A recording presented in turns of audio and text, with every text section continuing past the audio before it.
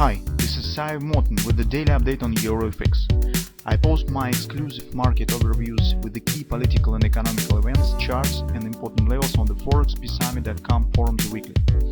This short video is a response to rapidly changing situation on the currency markets and should help you to stay on top of the game and be profitable. I suggest you to visit ForexPeaceArmy.com forum and read my analysis for the week before watching this daily video. Welcome back, everybody. So let's take a look at what is going on the euro currency. So in general, our suggestion, things that we have discussed recently, it seems are correct. As you can see, this minor pullback has happened precisely to the area that we have specified. Our vital area for a bearish scenario has not been tested, and from that standpoint, euro currency keeps bearish context valid. It means that the downward action could continue. Today we have two important moments. First of all, you do not see it on the euro currency, but if you'll take a look at the dollar index, you could see that recently has been formed a bullish grabber. It suggests that taking out of this top, upward action, and breaking out of this consolidation. All this stuff will be near the upper border of this confluence area, as you can see, 103.94 or mostly 104 area.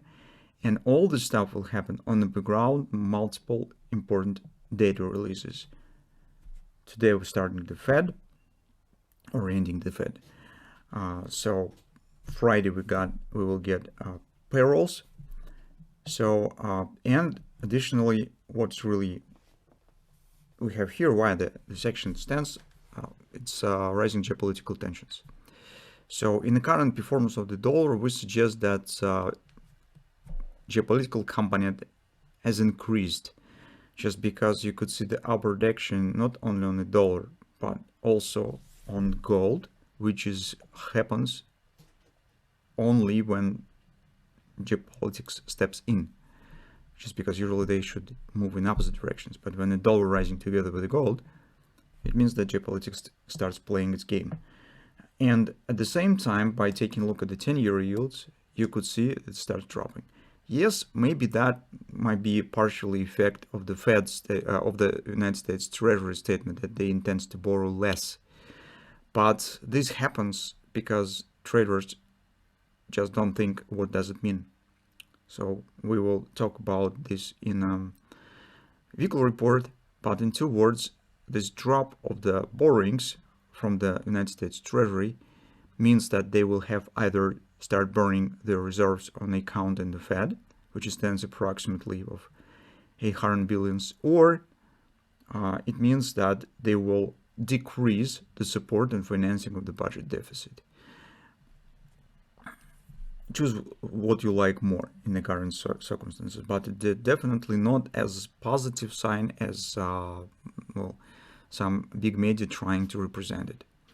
So from that standpoint, picture becomes more or less clear. So you could see that here's downward action stance, and I think that we still keep watching for target that we have on a lower time frame.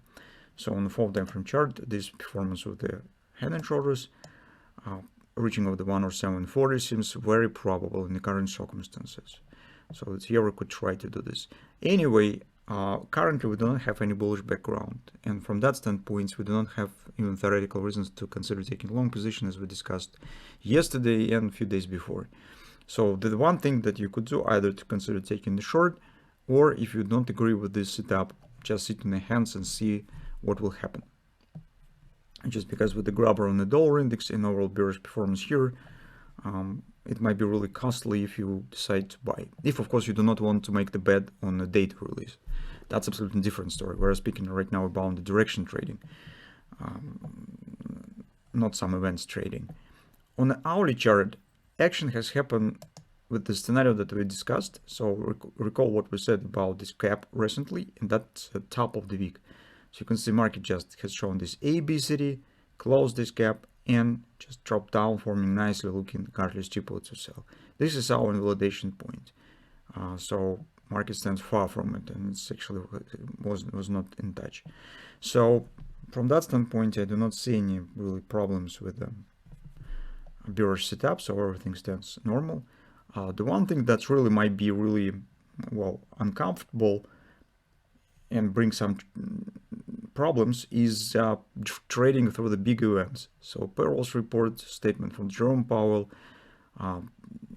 This is external risk. So last time, if you remember, when we really have not bad setup on euro currency, it was totally broken by the external factors. It's data releases, particularly speaking, gross domestic product and some other data have been released, probably inflation. I'm not remember exactly. And here, although we have great stuff on the technical side, you should understand that the external factors could really bring either adjustments, volatility, or really could make impact on the overall structure of the price swings. So these things that you need to take into account if you would like to trade.